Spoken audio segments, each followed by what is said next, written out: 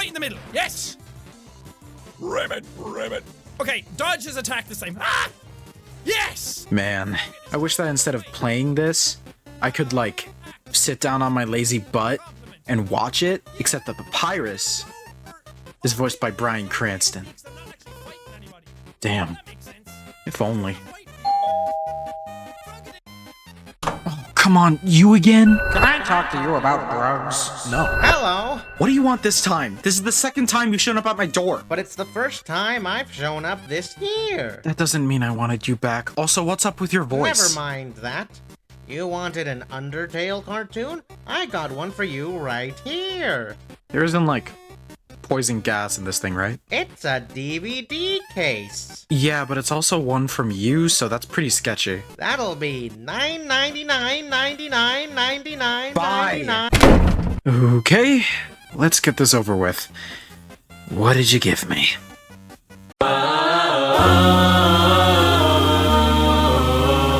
Story of Undertale. I fell from the light, talk or should I fight? Monster genocide, this my Undertale. I fell through a cave on Mount Divide. I faced an evil talking flower in a pot. Where are those knives, anyhow? Undertale is my favorite video game of all time. I'm being so genuine with you when I say that. It's not my favorite video game to play. That probably goes to Spider-Man 2.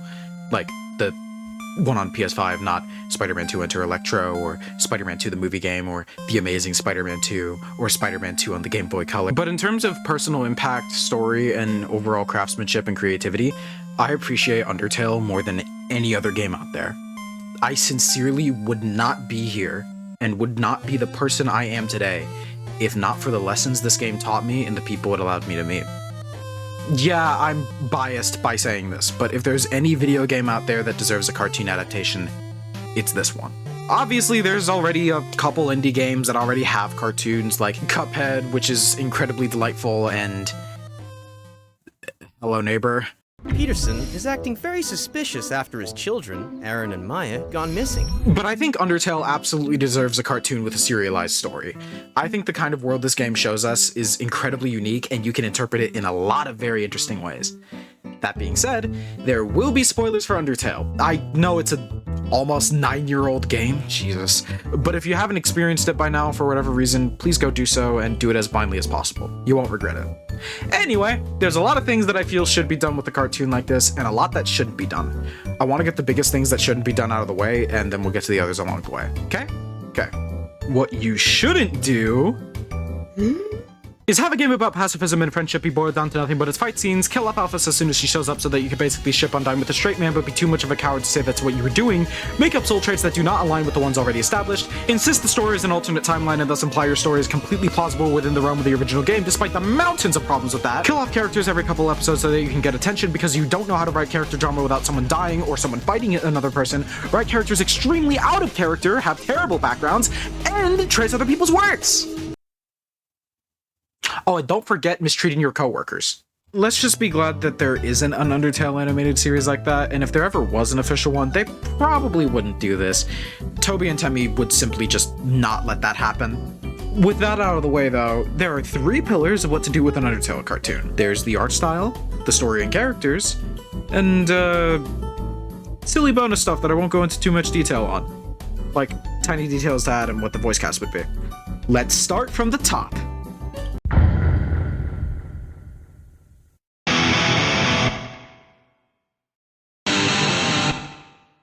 I think an Undertale cartoon's art style should be soft, but flexible enough to get some freaky stuff and dynamic poses out of it. It's cute and simple, yet dynamic. So let's get a little more specific. The blatantly correct choice is to just get Temmie Chang to be the art director for the series. Her art is very soft, but at the same time, it's very flexible. Yeah, her art for both Undertale and Deltarune definitely leans to the softer side, but if you look at her original stuff and her droves of Final Fantasy art, you can see her range at full display. Temmie's work is stylish, high energy, and expressive. It can be incredibly simple for comedic effect, and can also be very sophisticated to emphasize the emotions that she wants to convey. Not to mention she's Toby's right-hand man, I feel it's warranted to give her a large role in the show. Now for a zestier pick, I can't just not mention the very animation that inspired me to make this video.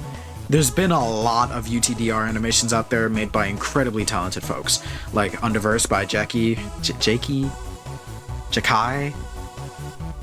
The Echo and Reincarnation Duology by Voidless, and a lot more that is way too many to count, like seriously. However, the one that inspired me enough to make this pitch, and by extension this video, was Starlight Shore and Kitten Surgery's 6th anniversary Undertale animation featuring Turn the Lights Off by Tally Hall. The animation is spectacular and has copyrighted music, so I'm only going to show a small portion of it.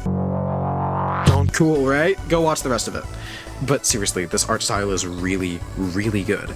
It's respectful enough to the original designs and their charm while adding a touch that makes it its own thing. The characters show more personality that may have been lacking at times thanks to the limited amount of sprites to work with. It's cute as hell, very expressive, and can flip to being borderline unsettling at the drop of a hat. Now I know that realistically they're not going to hire a bunch of fans to work on this show, but hey, the guy can dream, right? The style might not be for everyone, but I would personally watch a whole show if it looked like this.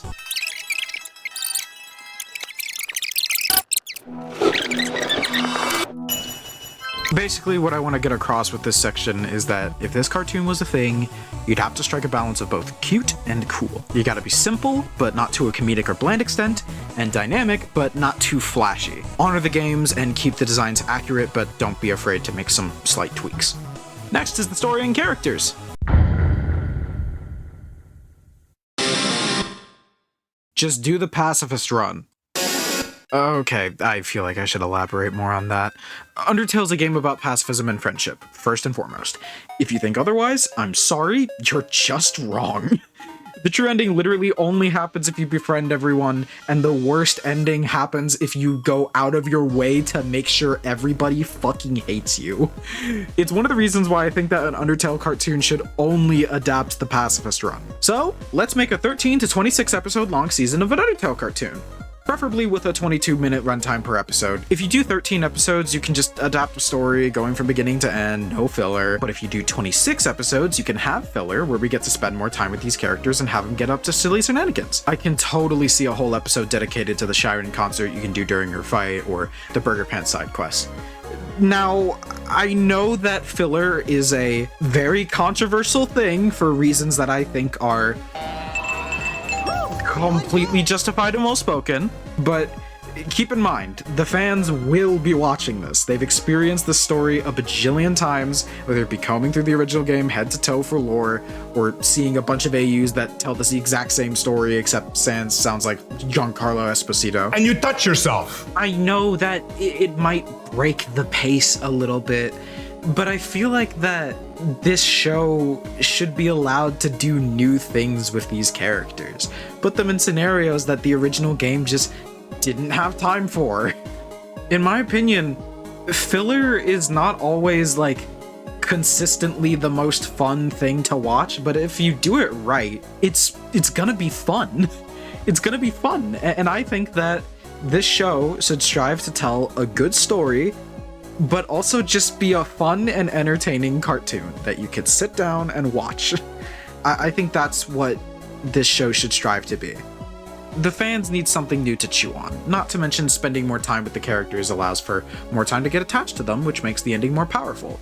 This is even without considering the fact that now that it's a TV show and you'd have more time to like show things and probably a bigger budget than the game originally allowed for, you'd be able to show us things that were only able to be described in the past, like Asgore and Undyne training, or Alphys and Undyne meeting for the first time, or finally show us what happened in the True Lab, and finally be able to show us what was in those tapes in the True Lab, because like the budget of the original game only allowed Toby to describe what that was, and it was like coming up with contrived reasons as to why you couldn't see anything in the tapes. Sky's the limit. As for why exactly I feel the pacifist run should be the only one adapted is because, well, the reasons I said before, and the fact that Neutral's ending is quite underwhelming. Genocide's a no-go because it'd be a big tonal shift from the rest of the story. It doesn't exactly serve to aid in the themes of Pacifist, and it would be kinda hard to cram that into the same story as Pacifist, and it works better as its own thing. I don't think it should be done for a second season either, because of a reason I'll get to in a bit. I know people have wanted to see the Sans fight animated for a while, but we have tons of fan animations of that and the other genocide fights. Hell, we have a Metaton Neo fight animation, and when in the actual game the genocide run said, yeah, fuck you in particular. This is a TV show, and it's gotta have a consistent plot and characters. One of those characters specifically is Frisk. There's shades here and there of Frisk's personality in the original game, but it's largely up to interpretation. That kind of deal won't fly in a cartoon, so I'd strongly advise giving Frisk a way to communicate. Maybe they talk through sign language, maybe they don't talk directly, but Kara narrates what they say, like quite a few fan comics, or maybe they just straight up speak. If it were me, I'd go with the last option, but that's just me. In order for the show to work, Frisk needs to be an engaging protagonist with a defined personality. And that's the other reason I don't think Genocide should be adapted, as I alluded to earlier. Without the player's input, you can't possibly explain why someone in-universe would go from doing the pacifist run to doing the genocide run. Unless you're like Flowey. Hell, Flowey's very existence is another reason why I think Genocide shouldn't be adapted. Flowey's a villain that was built up subtly until the very end of the game, thus we didn't get much time to enjoy him as a villain. So I think having more time with him can remedy that. Use Flowey as a cautionary tale for Frisk. It's storytelling 101, using parallels between the protagonist and the antagonist. They've got this godlike power to basically travel through time, and the main villain is someone who's driven mad because he had too much time to toy around with it. If we spend more time with Flowey, we can still allude to the events of Genocide, and we can explain the details of his backstory without actually adapting Genocide fully, and thus probably not character assassinating Frisk and going against the point of the whole story. Now, about the whole time travel reset thing, I don't think we need to delve too deep into how that works. No need to fuck around with alternate timelines or universes. You can either emulate most people's experiences by playing the game blind, by having Frisk kill Toriel and then use the save ability to save her right off the bat, or you can save the time travel stuff for later. Maybe Frisk doesn't register what the save star can do. Maybe they dismiss it because no one else except the voice in their head can see it, and in one episode they die, maybe to Undyne or Metaton, and we end up skimming through the whole series from that point, except they managed to spare Toriel. I don't know. Either way would be neat. Oh, and speaking of the voice in their head, let's talk about Chara. Chara? It's pronounced Kara as a character, you stupid motherfucker, you goddamn waste of space, piece of— I think if there's any theory that Toby would confirm in any official capacity, it's narrator Kara. Yes, if you have eyes and can read, you can find out that Kara Dreamer is the narrator of Undertale. Don't at me on this. I think having Kara be an unseen force that gets alluded to a few times through the show would be cool. Their presence would give Frisk something to bounce off of, regardless of whether they would talk or not. You can reveal in a True Lab episode that this ghost that Frisk has been talking to is one of the lost children of Asgore and Toriel, and make that a super emotional reveal. As for every other character, well, just keep them as they are, personality-wise. All you'd have to do if you make new stuff with them is just keep them consistent. The story of this cartoon should be consistent and stand for the most important message that the game had to tell, and the characters should have more room to breathe and still feel like the ones from the games. God damn, I say consistent a lot in this video. Anyway, let's get to the silly stuff.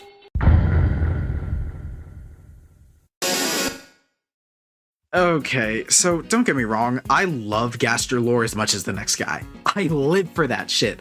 Like seriously, I live for that shit. It's basically Shelter. That being said, Gaster should be as close to a non-entity to this show as possible.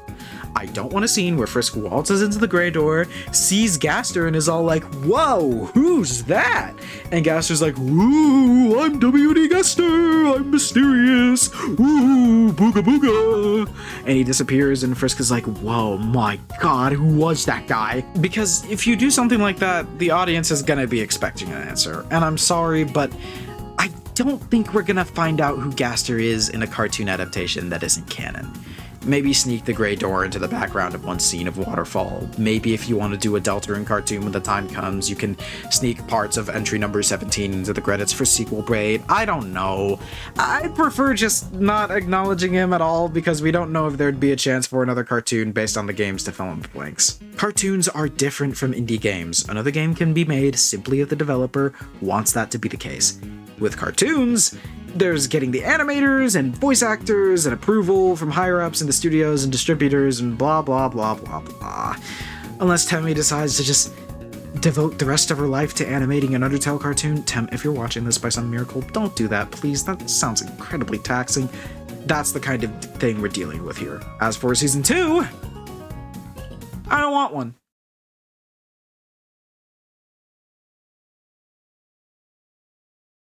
Undertale's pacifist ending is best left untouched, so if you ask me, the surface is a no-go, and doing a genocide season would be unnecessary.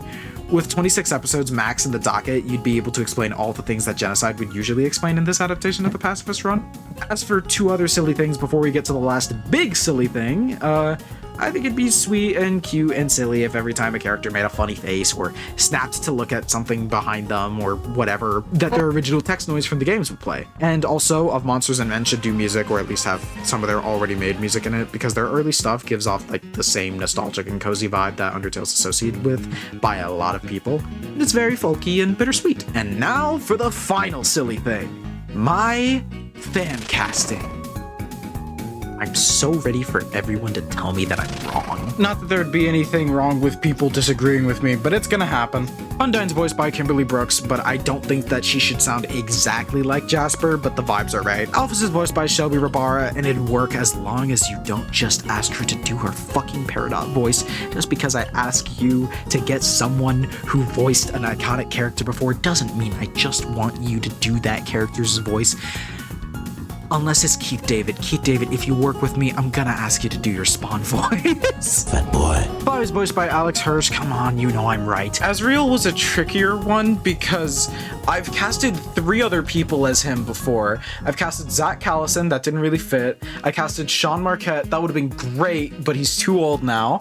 I casted Jesse McCartney, but his Robin is like too bratty. I don't know if I haven't heard him in any other role, so I don't really have another frame of reference for him. But either one of the Darwin Watterson voice actors, let me check their names. I'm gonna butcher this. Kwesi Bokie and Terrell Ransom Jr. Whichever one is younger and could still do the voice.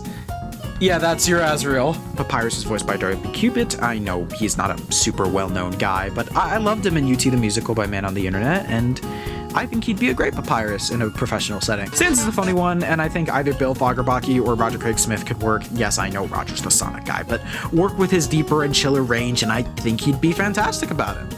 I think Nicole Oliver would be a great Toriel. She was fantastic as Princess Celestia in My Little Pony, and she has that motherly voice and can be, energetic and dorky when, the situation calls for it. And Asgore's voiced by Clancy Brown. I know he's the Mr. Krabs guy, but he can do an incredibly calm and yet booming voice. Kara's voiced by Erica Lindbeck because I fucking said so, let me cope. And Frisk, if voiced by anyone at all, would be Sandra Saad because I think she was great in Avengers and should be in more stuff. She's super cute. Plus, if you want to go with Happy Frisk or Beside Themselves Frisk, she can do both. Metaton's voiced by Markiplier. Anyway, yeah, that's my vision for an Undertale cartoon. Or an abridged version of a vision for an Undertale cartoon. I got a lot more ideas for how this could go. So if you guys want me to, I could make an episode outline video, or maybe grab an artist to make a fake storyboard or whatever. That probably won't happen, but it'd be cool, wouldn't it? Sky's the limit. I know you guys probably won't all agree with my points. Maybe you'd rather have Flowey be voiced by the Jonkler, or Jacksepticeye, or want Genocide to be adapted somehow, or not add any filler and just keep to the source material and not add anything, or maybe you just don't want an Undertale cartoon at all. That's all valid, and I'm not saying that this is factually how it should be done, or that it should be done at all, just sharing how I think it should be done. As for the title, come on, it's YouTube. You wouldn't have clicked on this otherwise. Anyway, feel free to share what you would like to do for an Undertale cartoon or something. I'd be happy to hear it. And hey, no matter what any of us come up with, we can all agree that it'd be better than this.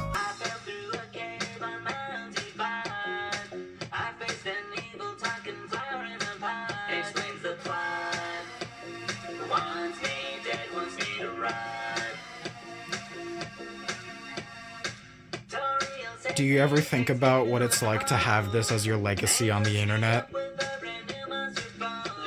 That thought terrifies me.